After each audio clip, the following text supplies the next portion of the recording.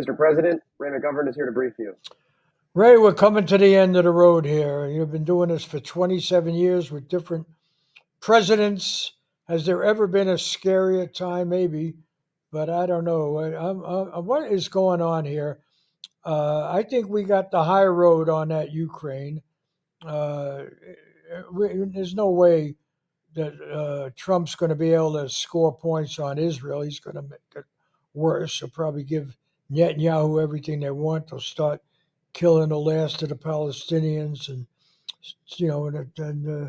maybe AIPAC will be happy. I think I gave Israel every damn thing they wanted, and yet they're not happy. Now they have to have that full-blown war with Lebanon. But you know what? I think I'm covered there. At least my so-called legacy.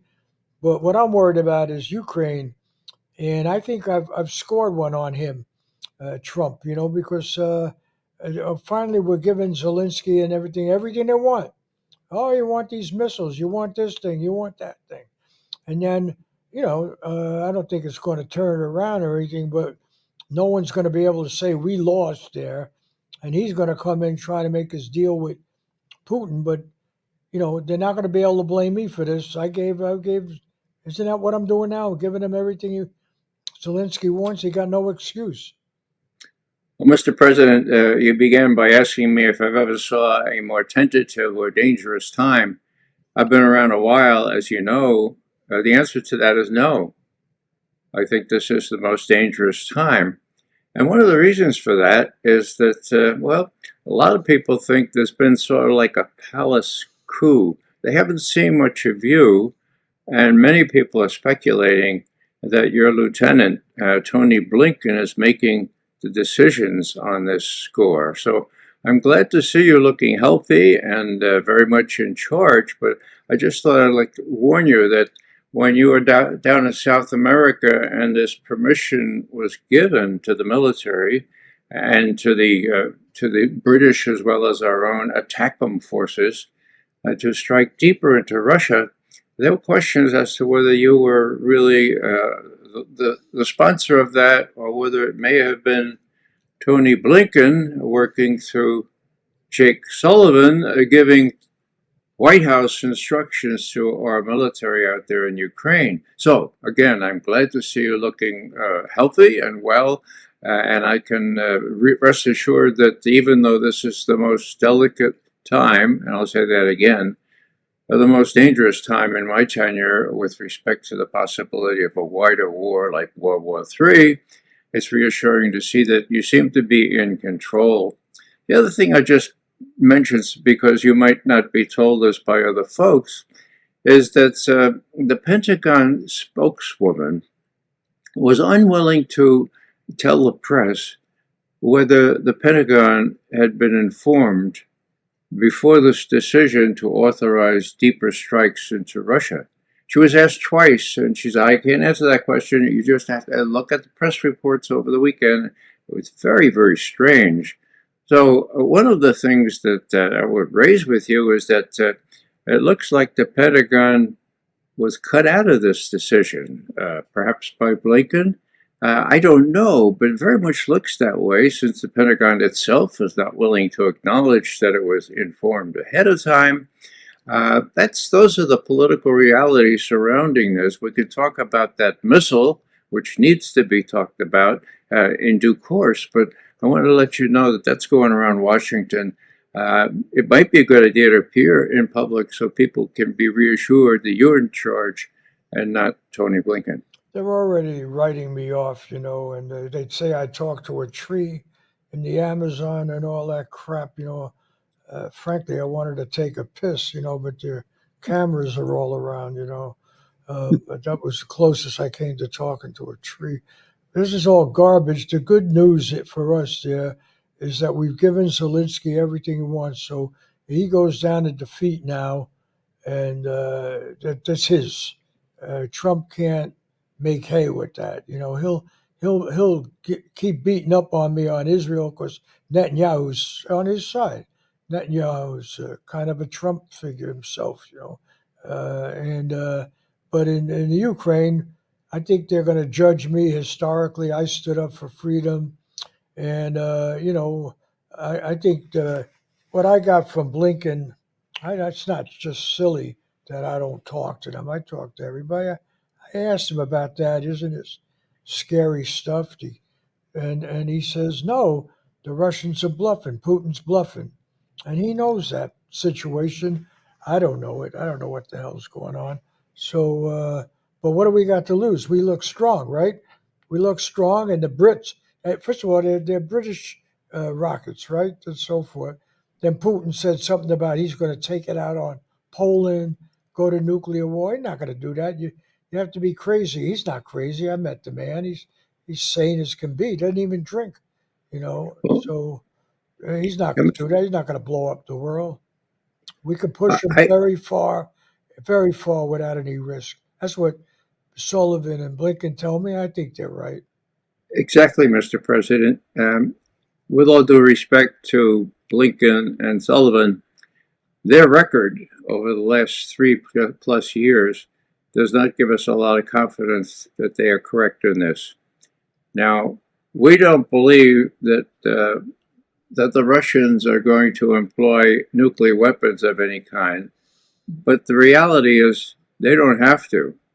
They have already embarrassed us and the British and the French by using a technically sophisticated weapon that we didn't even know exists. Now, there are some people in the bowels of our agency that were watching this and trying to warn about, this what is it called, the Oryeshnik intermediate range ballistic missile. Suffice it to say that it goes at 10 Mach speed. You'll remember that when we were small, Mach was the speed of sound. A jet would go, what, Mach 1, Mach 10 times the speed of sound. Not only that, but they have it configured in such a way that by the time they get over target, the trajectory and the impact is such that they don't need any KT, any kilotons or any kind of ammunition on it. They just go straight in and hit the target. They did precisely that at a place called Dnipropetrovsk, right on the Dnieper River. That was Thursday. It was Stormer shooting off Storm Shadow missiles on Wednesday. Our ATACMS went into Russia on Tuesday. So what's the bottom line here? They have a capability that we never even dreamed of. The notion of Russia as a kind of a gas station posing as a country, or a gas station with nuclear weapons, well, that's gone by the board. They have a sophisticated weapon that Putin has warned. They have several more that Putin has said we're going to put them into play, and that the Russians, they will put them into serial production, actually, and that the Russians have also said that U.S. base in Poland, the U.S. base with those capsules hiding missiles, might be a first target for if the flag really goes up and the Russians think that they have to strike a U.S. target. That target would the capsules that are installed there, which the Russians cannot see what kind of missiles are in there, can reach Moscow in about five minutes. Okay, and so Putin's military has been badgering him. Look, you got to take that thing out. It has no business being there. That's a danger to us. They would easily take that out. Now, our assessment is that since they have this Wunderwaffen, a wonder weapon, okay, and because it can carry a nuclear warhead, but they warned us ahead of time, this is coming. It doesn't have a nuclear warhead. We'll let you look at it on the field, photograph it to a fairly well, and we'll give you a warning. And they gave us 30 minutes warning. It's coming. We'll give you a warning next time so you can get the civilians and the children and women out of the way. And the reason we can do that is because, as you must know, Mr. President, they're saying to you, this thing has no defense against it. In other words, there's no anti-aircraft, there's no anti-missile defense against it. It's going too fast. Okay, very simple physics here. Goes too fast. So there's a sort of checkmate here. And the question now is whether the ATACMS, the U.S. produced missiles, the Storm Shadow produced by Britain, and the Scalp missile, which is pretty much identical to the Storm Shadow produced by France, whether they'll continue to use up what remains of their missile inventory and expect this kind of retaliation from Russia. Not nuclear retaliation, but retaliation by a missile that goes 10 Mach and against which there is no defense. So it's checkmate unless the West has decided to go ahead and use these missiles deeper into Russia. The last thing I'll say on that, Mr. President, is we don't have too many of those missiles. There are not many in stock. We haven't given, well, the Ukrainians have used up almost all the ones we gave them. The British don't have too many Storm Shadow. And besides, and this is probably the most important, the Russians have been very clever in removing their aircraft and their missilery beyond the range of the longest range missile, which is the ATACMS. That's 190 miles. Okay, it's easy to do that in Russia. You look at the map and see the expanse. It's not even halfway to Moscow. So why did the Pentagon, they tell us this is not a game changer? They say they can handle it. Well, they were saying that early on. I don't know what they're saying today, but now we have not only the photos, but we have telemetry, we have intercepted messages, we have all kinds of sensitive intelligence, which we reconstruct, and we say, whoops, the Russians were producing this thing on the QT. They didn't begin to produce this particular missile till about a year ago. We missed it, but they didn't miss. Does this violate arms control? Or? Well, Mr. President, it violates the Intermediate Range Nuclear Forces Treaty, but Trump got out of that in 2019 on his way out of office. So that treaty no longer is in effect. And as you probably know, our military has developed missiles that would also violate the terms of that earlier treaty, no longer in effect. So that's another rub. That's another fly in the ointment. There's no treaty to reach. You got all your marbles, right? I think so. Yeah, because they keep last time I checked. But you're an old guy like I am. You're an old guy. Right. And but I got to ask you, and I do trust you. You've been around so long. But who the hell did you talk to? You talked to, was Reagan's people? Who did you briefed everybody? Who'd you brief? Well, in person, only Reagan's people. First 4 years, the first term of Reagan. The others, Ford and Nixon.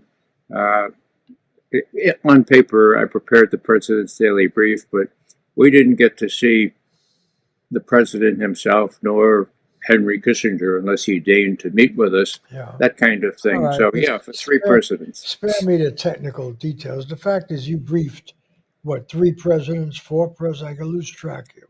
Three on the president's daily brief. Yeah, 3 presidents. Then you briefed Bush, the first president, before he was in office, or when he was vice president.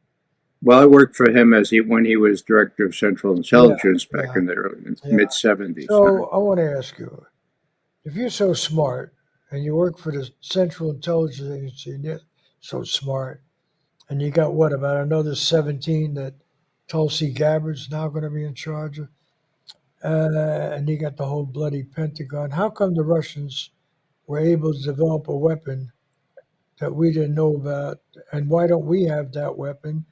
And why we give up this intermediate arms treaty if that would prevent them from having it? Well, Mr. President, the answer to your last question, why did we get out of the INF Treaty? Pure and simple, our military and our military-industrial complex wanted to build these intermediate-range ballistic missiles and put them in Central Europe. The ones that were expressly excluded by this earlier treaty, it goes back to 1987 when Gorbachev said to Reagan, look, let's get rid of these intermediate range ballistic missiles. We don't need them. We got deterrents here with these ICBMs, these intercontinental ballistic missiles. Let's destroy them. And Reagan came to us and he says, could we do this? And we said, under the proper verification procedures, yeah, we could. And it was done. So it was the first time in history, maybe the last time in history, Mr. President, that a whole class of intermediate and medium-range ballistic missiles were destroyed in place with their warheads also destroyed. And Trump got out of that on a whim because the military told him to do it. Now, that ended 32 years of security in Central Europe from 1987 until 2019 when Trump got out of it. There's no treaty now to restrain this kind of thing.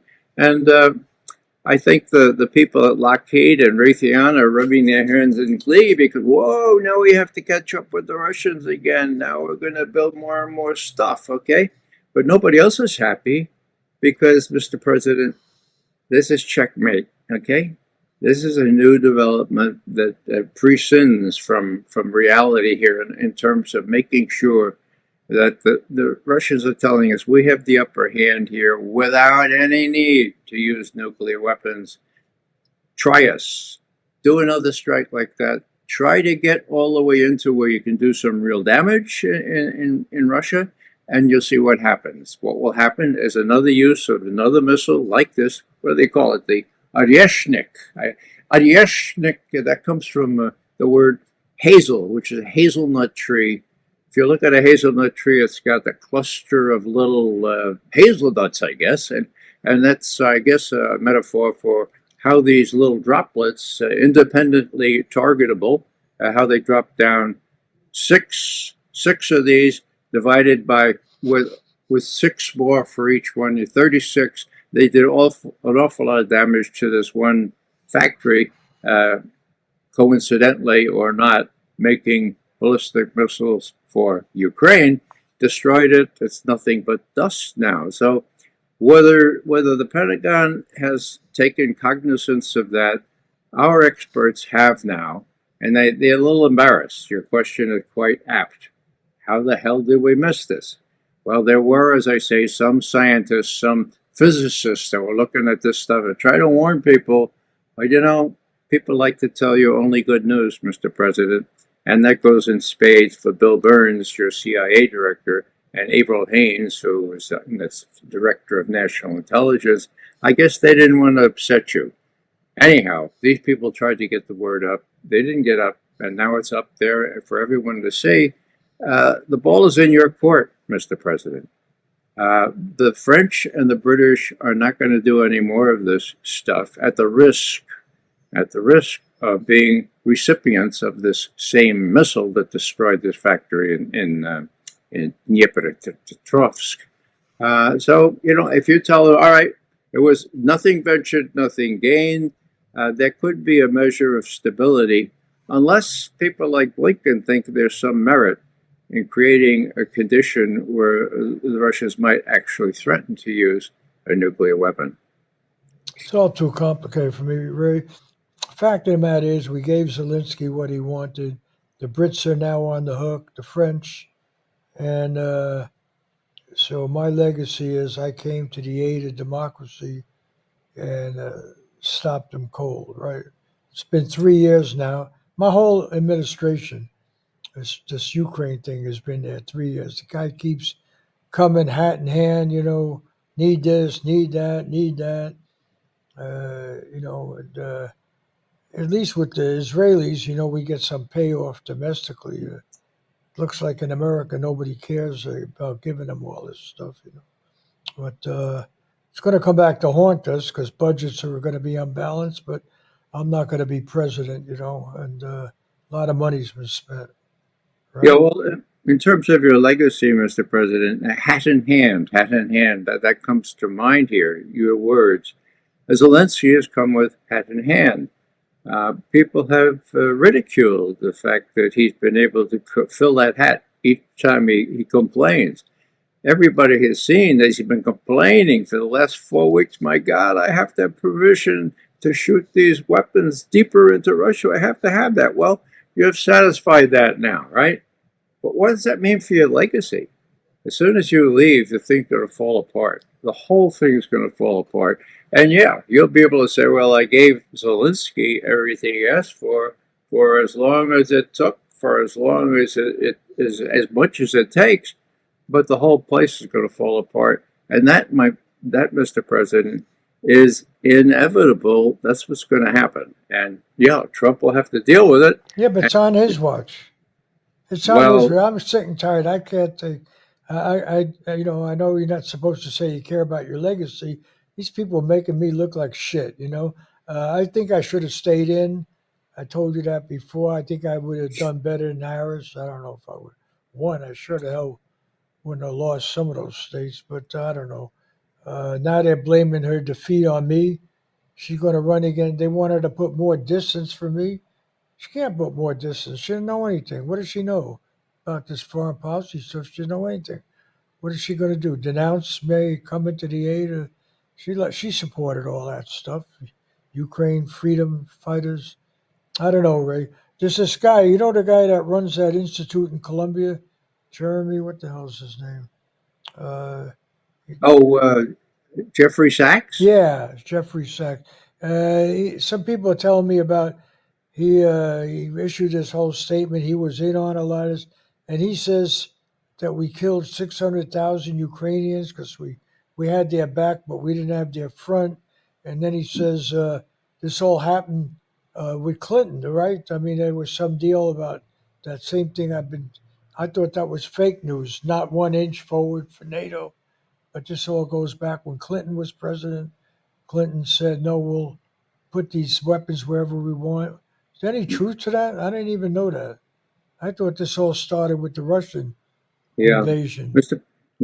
President, Professor. What's the truth about this, Ray?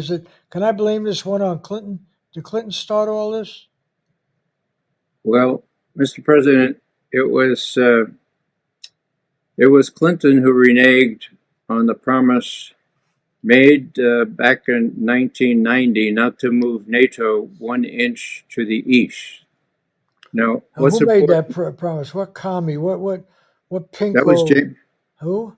That was James Baker, the Secretary of State for George H.W. Bush. Your old boss at the CIA. That's right. Yeah. Well, that was before. Yeah, after he was head of the CIA. Yeah, was he a peacenik?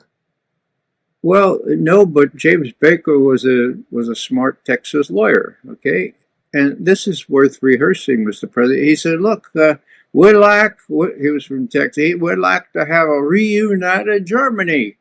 And you could just see or feel Gorbachev and Shevardnadze, his foreign secretary, reunited Germany, for God's sake, we just lost 27 million Soviet citizens to a united Germany. What's the quo for this quid? It's a very, very tough quid. The quo was, here's James Baker.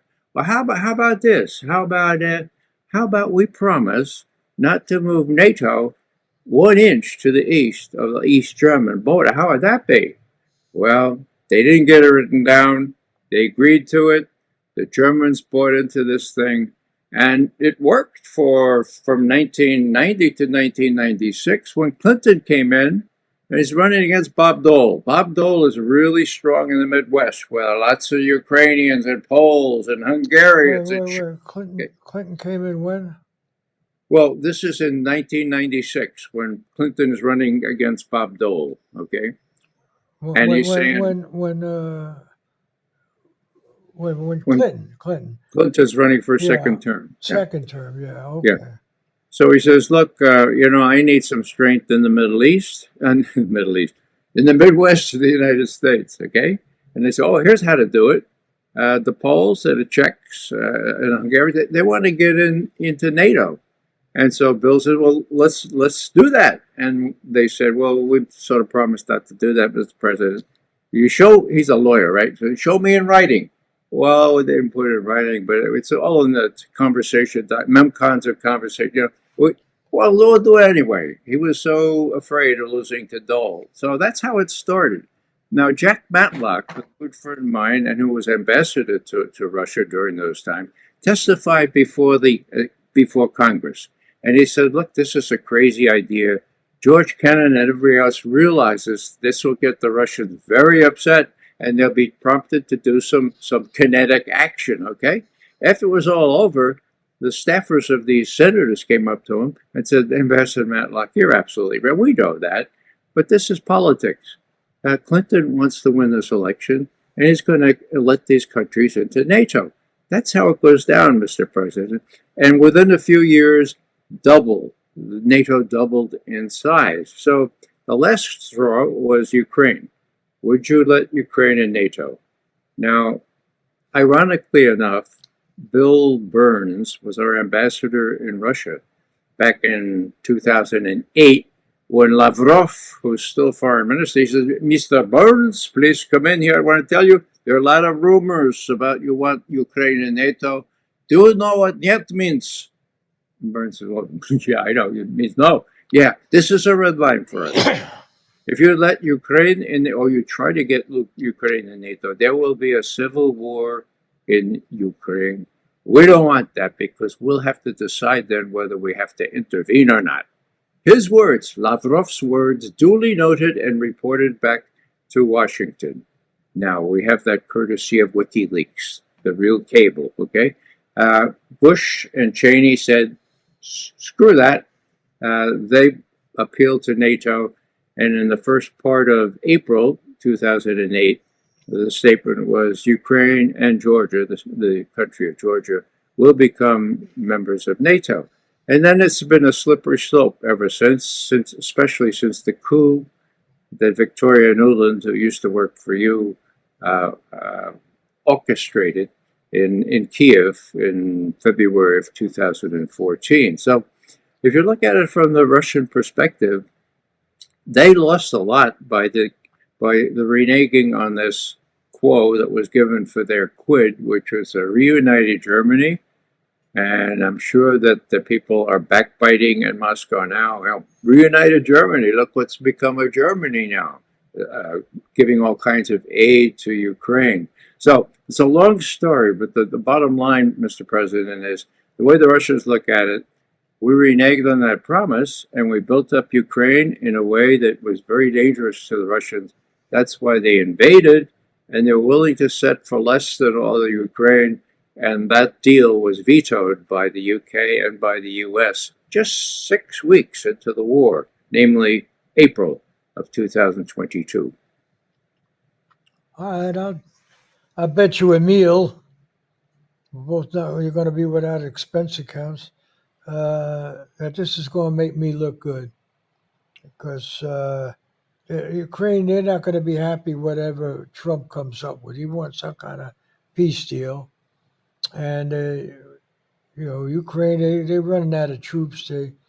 People, 3 years, they just can't take it anymore. Russians look like they're moving ahead. They're in Kursk, you call it? And, Kursk, right. Yeah, Kursk. And, they're pushing ahead in the Donbass and all. So now we can blame it on Trump. You sold out. I gave them everything they needed. We're going to win, save freedom, save Ukraine. And now, they'll cause some damage. I don't believe they're going to have a nuclear war or any kind. And so the defeat in Ukraine will be on Trump, not on me. Am I getting cynical, Ray? I don't know. Well, I put in a lot of work into this, getting to be president. I spent my whole life getting to be president. I got to be president, turned into a whole bag of shit here.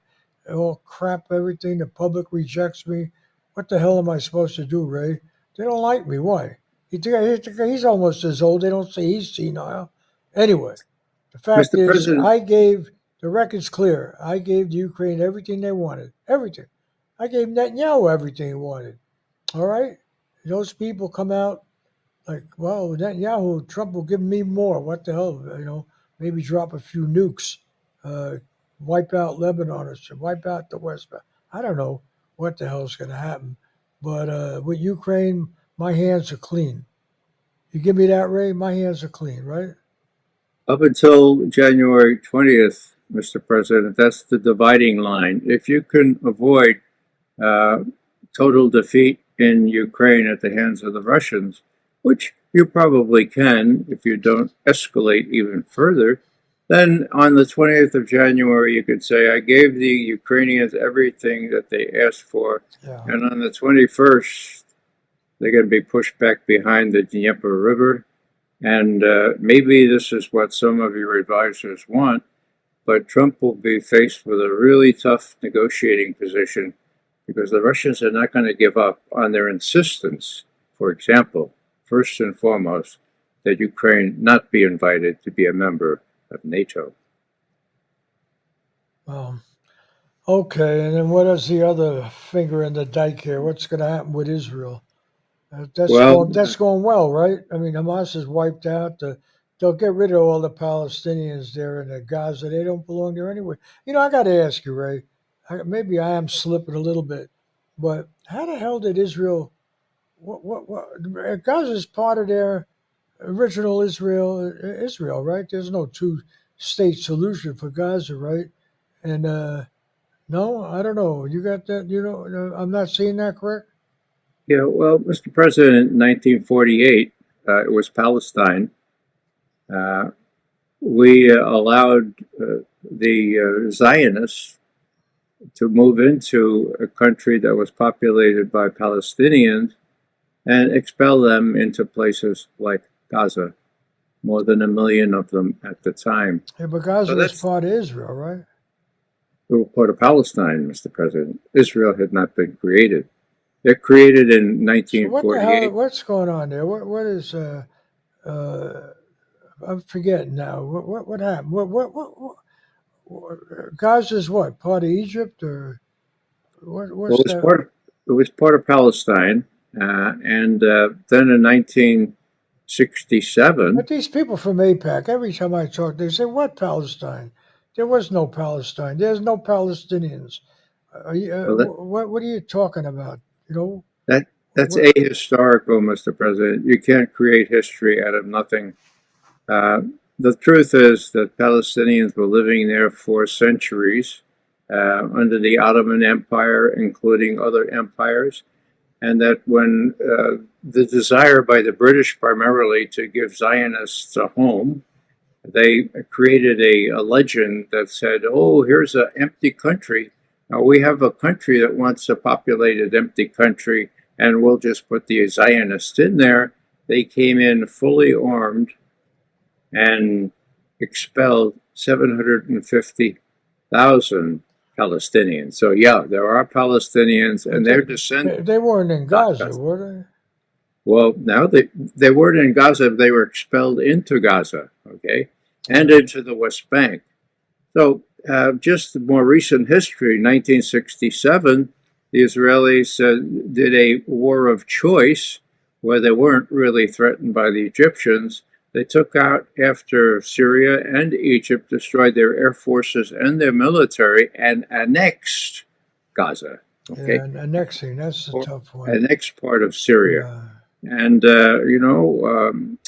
Trump blessed the annexation of the Golan Heights, which internationally is part of Syria, and he blessed other things that were unique in terms of the U.S. succumbing to the Zionist influence. Your own Zionists, especially Antony Blinken and what's his name, Sullivan, Jacob Jeremiah Sullivan, are responsible for where we are now with your acquiescence. Now, it's not going well, Mr. President. Netanyahu is not long for this life, at least this political life. He's taken on not only the military in Israel, he's taken on Mossad and the Shin Bet, which is the equivalent of the FBI.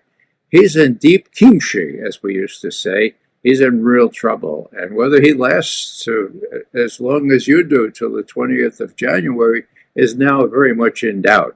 Things are going badly. He's losing the war in Gaza and also in southern Lebanon. The Iranians have the capability to destroy Israel now, which is the first time ever. So he's between a rock and a hard place. I would suggest that you just reassure him that, it doesn't make any sense to employ the Samson option, of course, which means using a nuclear weapon, because he does have those, okay? What you need to do, in my view, is to counsel caution both in Israel and in Kiev and in the capitals of London and Wow. Paris, because they're liable to go off crazy, and you'll be in trouble on two fronts. And when you said in answer to that 60 Minutes reporter that we're the strongest country in the world, we've always been the strongest country in the history of the world, and therefore you could take on two wars, Middle East or South Asia, West Asia. You could take on that, and you could take on Ukraine itself. Well, Mr. President, I know that was a bit of bravado, but I hope you realize that that's not the case. Our military is not capable of prevailing in either one of those fronts, and I just hope that before the 20th of January, you don't empower the likes of Tony Blinken and Sullivan to get us in a position where they'll force your hand to do things you really don't want to do, not only for your legacy, but for the good of the country. Well, we need a couple of more of them color revolutions. I'm sorry I got rid of that Nuland woman. I don't know. I didn't even know they were pushing her out. But the good thing about the color revolution is it looks like you somehow have the people on your side, right? And Well, I don't know. It's all confusing. I'm going to be out of here in a few weeks. All I know is we were strong. We saved Ukraine. And what's Trump going to do? He's going to give away. What do they got? They got Russian-speaking people there in the Ukraine. Is that what the whole thing's about? That they don't want to be with the others? Or, I'm losing well, track of all this stuff. You know, Mr. President, and it's it's in Israel. There, it's not a war against the Palestinians. It's a war against Hamas. Hamas, they hate the Palestinians, right? no, you're right, Mr. President. It's not a war against the Palestinians. It's genocide Ah, against the Palestinians. And now, of course, we have indictments against Netanyahu and the former Defense Minister Gallant. They can't travel around the world like they used to for fear of extraordinary, uh, um, extraordinary they could be hey, scooped up. Ray, let's talk a little history here. I know you know the Germans. They committed genocide, right? They did. Yeah. So what? Where are they now? They're now cheering the Israelis on. Yeah, go get them. Go get those pals. They support them. They give them stuff. So genocide. It's nobody brings up. I mean, it's amazing to me. Think about it, because we're old guys, right? We're old guys. You'll admit that. You and I know the Germans did the genocide, not the Palestinians, Correct. right? So I don't get it. How come this APAC and all these people they they uh, they have no problem with Germany? They don't like the Palestinians, right? How come they don't have any problem with Germany? And how come Germany? What, they're making amends now for their genocide? That now they're going to justify Israel's genocide? Well, that's I part won't of it, talk to Mr. you. You're old enough to remember, right? Well, Look, Mr. President, that's part of it. The Germans did the Germans, genocide. You hear there's all this stuff now about Israel. You think it was the Palestinians, but they didn't build those camps. I know I'm getting a little light in the head here, right? But the Germans didn't do it. What the hell did the Palestinians have to do with the Holocaust? here's a little factoid, Mr. President. The largest refugee camp in Gaza has just been leveled to the ground. The reason I mention that is because Haaretz, one of the most prominent Israeli newspapers, has that story front page. It has photographs, uh, visuals of what Jalaya looks like now and what it looked like just 2 months ago. So, what am I saying? I'm saying that Netanyahu is in trouble because there are enough Israelis who care about, kind of not getting into a fix where the whole country is against them. And besides, Netanyahu is playing fast and loose with intelligence that he's doctored and made it look like he didn't do the dastardly things. Ray, you're missing my point. Okay, The world forgave Germany, and the German people forgave Hitler, and the Israelis. You know, if Hitler had won, they'd be a big hero to a lot of people, but he didn't win. If Netanyahu wins, the world's going to celebrate. Israelis will go wild. They don't care about the Palestinians. You see that. A lot of Palestinians being killed, they don't say anything. You know, Mr. President, power the, makes right, right makes wrong. Who knows? yeah, you're right about that. But the surrounding countries, the Arab countries, and Iran and Turkey, they do care, Mr. President. And Iran is fully armed to the teeth now. Not only that, but Russia and China have deep equities in what happens to that part of the world. Yeah, but we're talking about Holocaust here, and legacy, and memory, and everything else. You know, and I mean, come on, it was even Roosevelt turned away the Jews from New York, trying to be refugees. And you That's remember there was a lot that. of people in America said, no, Hitler's okay. I mean, he's just, German Well, nationalist. So I'm saying that history, look, I got to think about history now. I'm going to be in this job, what, another bunch of weeks, and that's it. I could see the end now, and so nobody's going to, this war crimes tribunal, what does that mean, this international court? I was right. Wasn't I right to condemn it?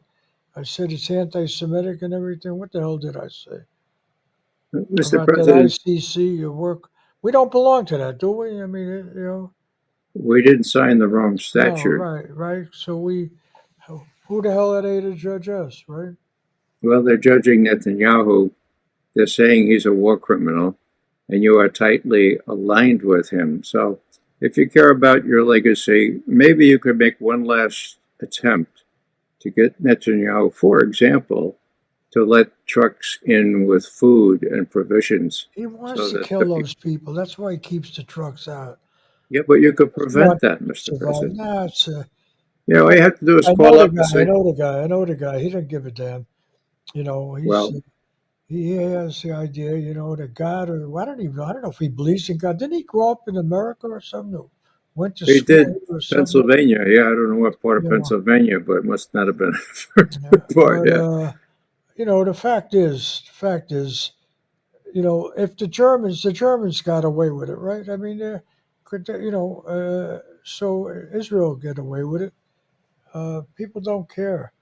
They care about inflation. They care about, I don't know, uh, Well, stuff like that.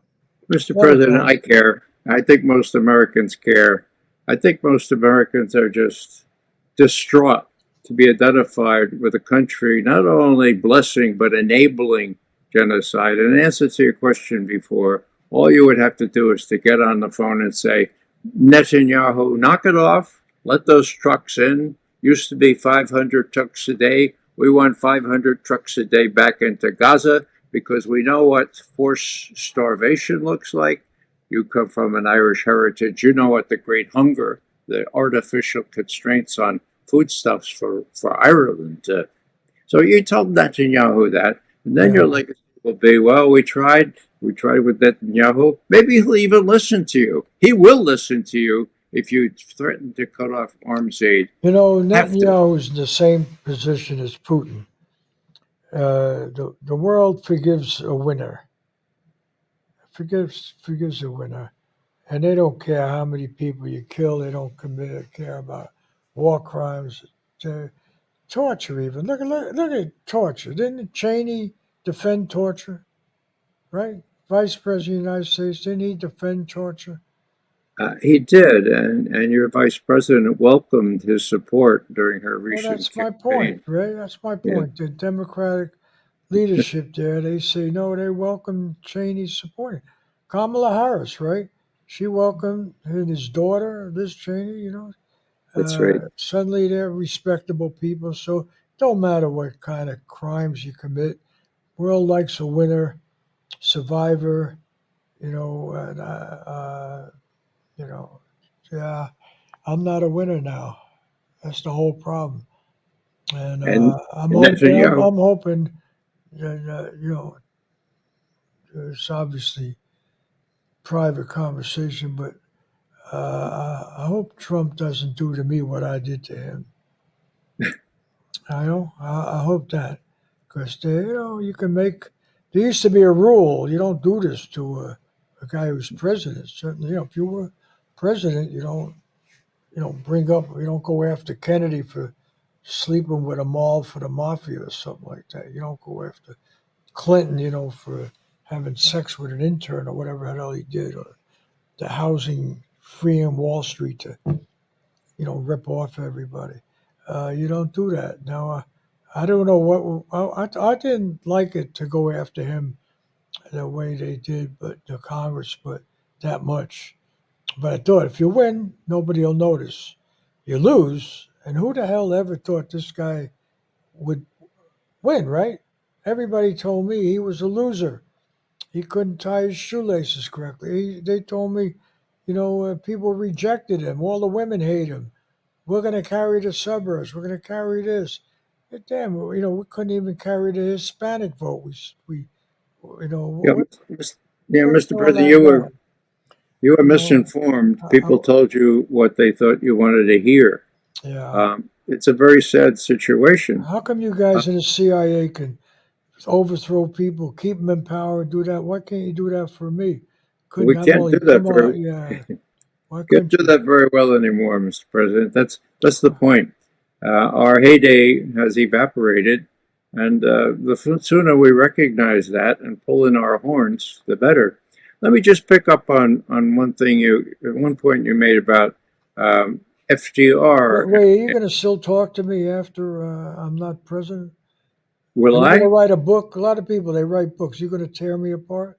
No, I don't even read books, Mr. President. Yeah, Oh, I that's the spend best full kind, time yeah. keeping up on what's Because going these on. guys are all, you think Blinken, he's going to write a book. He'll make me look like shit. Well, you Rick mentioned Sullivan, they Blinken. all write books. Let me They'll just tell you. blame it all on my supposed senility or something. Could be, Mr. President, but if you talk about Blinken now, I don't think that the incoming president's going to go after you. That's just my guess. But I think he is going to go after Blinken. Why? Because it was Blinken that called up the acting chief of the CIA, former Mikey Morell, and said, "Look, Hunter's laptop. My God, we have to make that a Russian intelligence disinformation operation. Can you get about 10 former CIA directors to say that the Russians are behind that? Can you do that? We only have 3 weeks before the election." And what did Mikey Morell say? "Yes, Tony, of course I can do that. I can get more than 10. He got 50, and then he added his own name.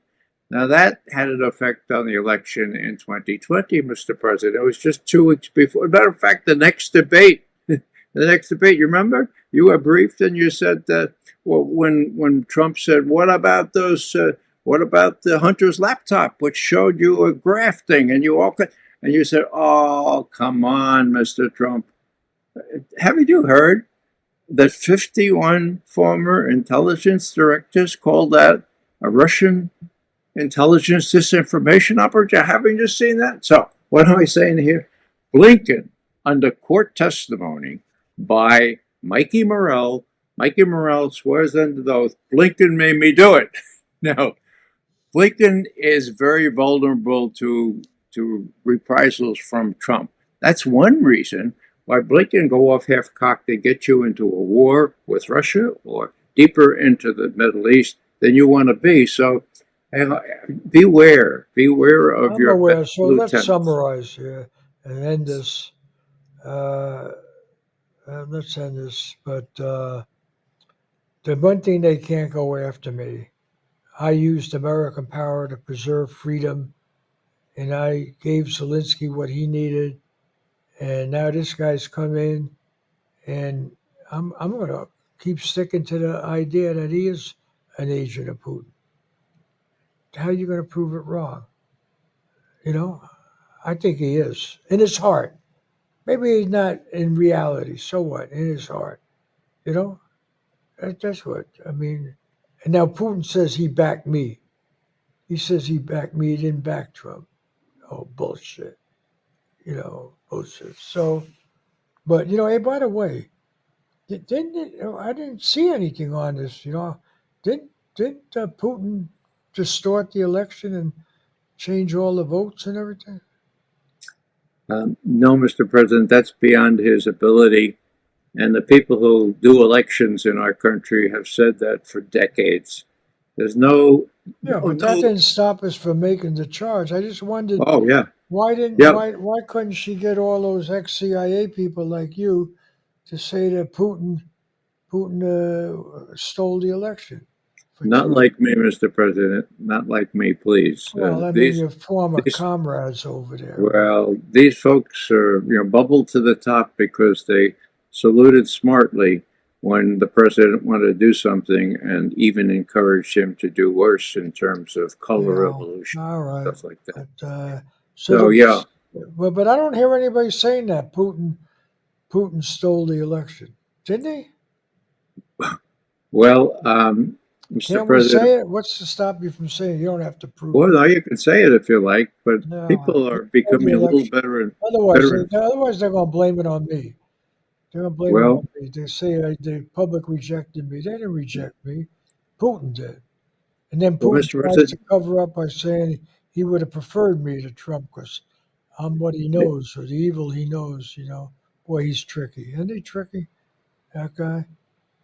He's well, smart. He's smart. He knows German. I in mean, 2016, Mr. President, they sold a bill of goods to the American people that the Russians?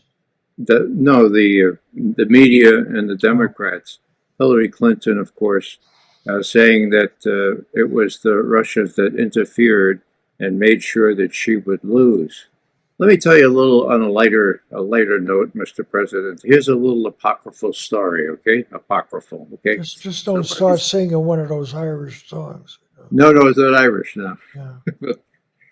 So somebody's listening outside the door of the psychiatrist for Hillary Clinton, and he hears the psychiatrist say, with Hillary on the couch, "Now, Hillary, I hate to ask you again, but please tell me, is Putin in the room with us right now? I mean, like, right now? Please tell me." I mean, that is funny. She sees Putin in the room with her all the time, or makes believe she sees Putin. She blames Putin for everything, but that's wearing very thin now, Mr. President. Trump didn't win because of Mr. Putin. Mr. Putin sat back and said, "What I want is a predictable president on the other side of the Atlantic." Did he get one? No, he didn't. My God. Unpredictability is the byword for Trump. Yeah, he's going to live with it. He's going to live with it. And he'll do a deal with Trump. You may make it, your lieutenants might make it more difficult for Trump to deal, but he's going to deal anyway. And when the Russian forces stop going west, and when they encircle what's left of the Ukrainian forces in Kursk, you're not going to be able to escape blame. So there is one thing that you might consider. Putin still says he's willing to talk. He's willing to talk to people, okay? Yeah. Now, you could still do that, Mr. President. You're still the president.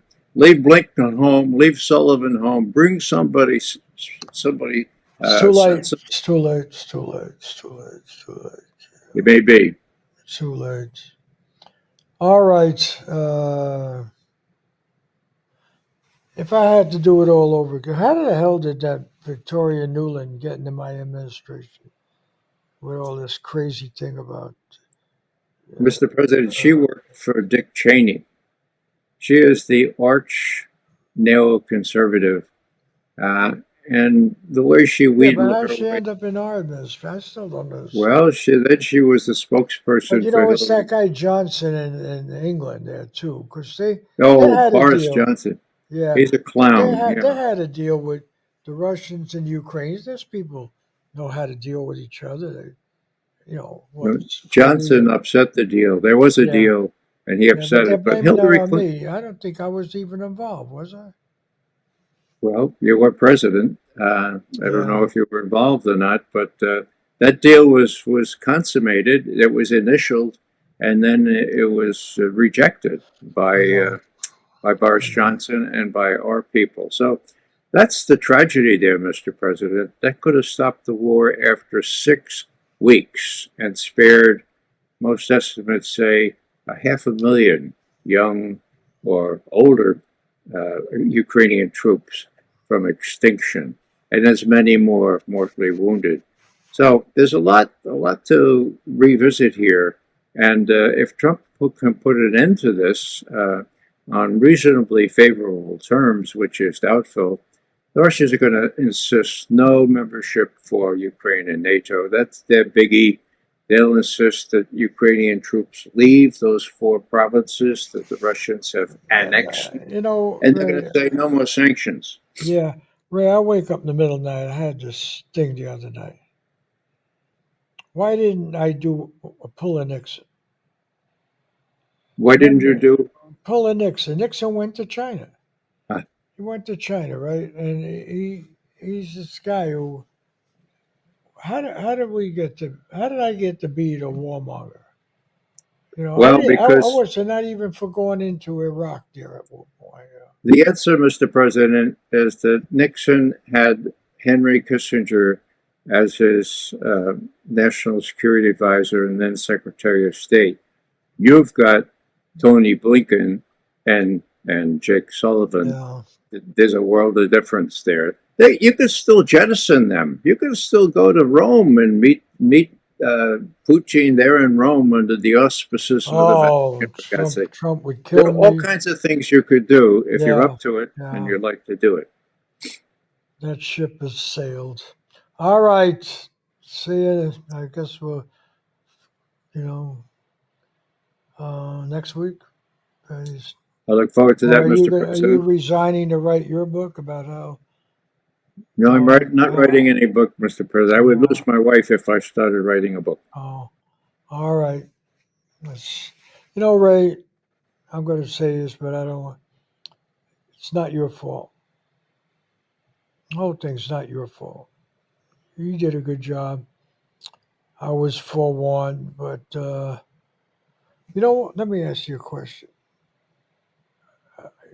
How did the Democrats get to be the war party? I don't know. I mean, we got saddled with this. How?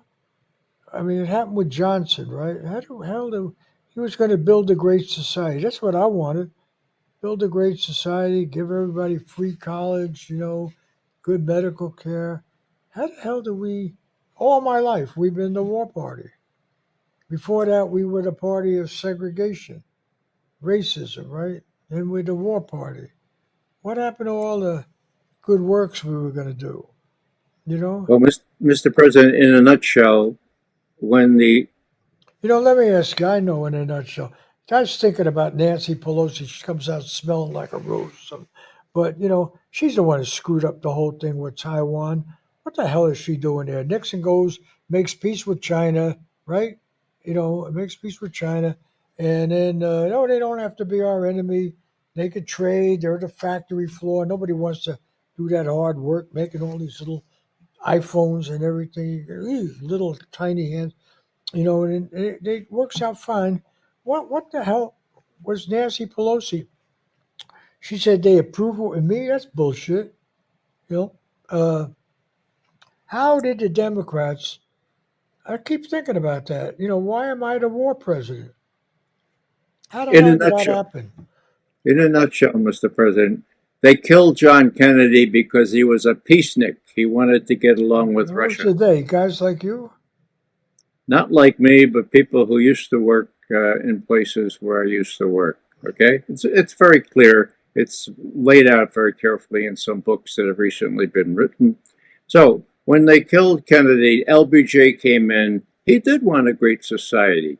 He did do part of it. I mean, we get Medicare, right? My God, that's a biggie, a biggie. Okay, so there was help for seniors at least, but he couldn't do much more because they didn't have enough money to fight a war and to do more social improvements.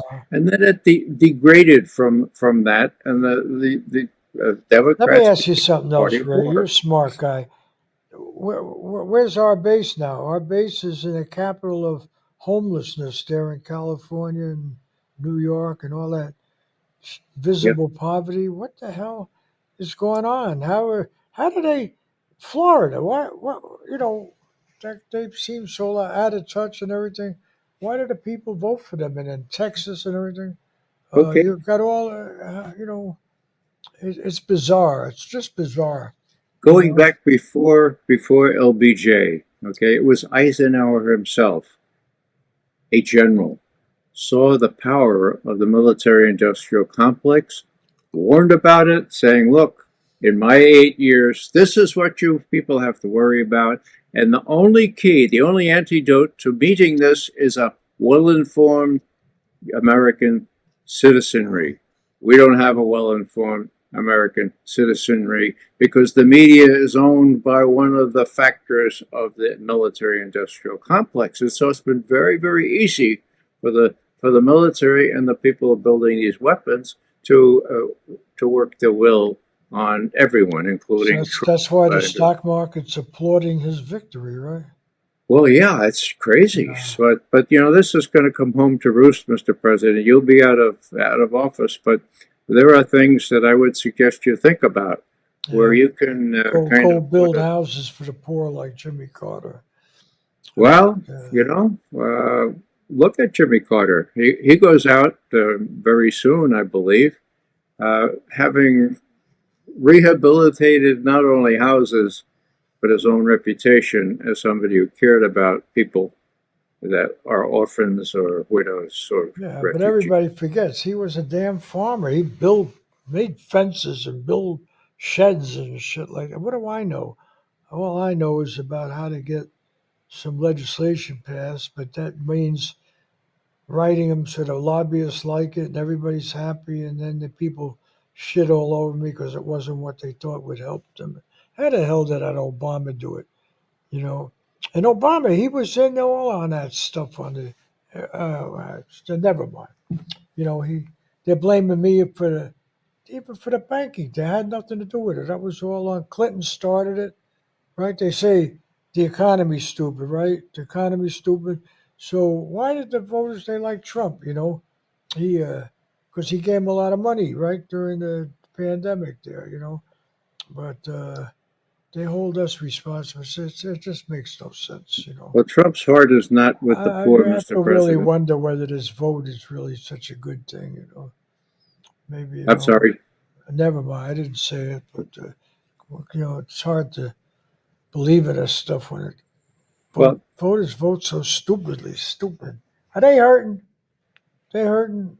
They're not who- hurting. There's nobody hurting, but they claim, never mind. That's it, well, Ray. Mr. President, on Yeah. Trump, his heart is not with the poor. And when I was a young lad, Franklin Delano Roosevelt was president. His heart was with the poor. And that's why Democratic legacy was what it was up until around Bill Clinton or even Well, we don't LBJ's have time. poor people, right? We got the best society. We're already great. This is all Trump's nuttiness. People never been living better. The homeless are there because they want to be there. They want to be in the outdoors. I don't know. I'm losing a lot. I used to say all the right things, but now I don't know.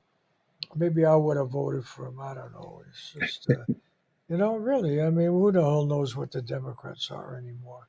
They sure the hell betrayed me.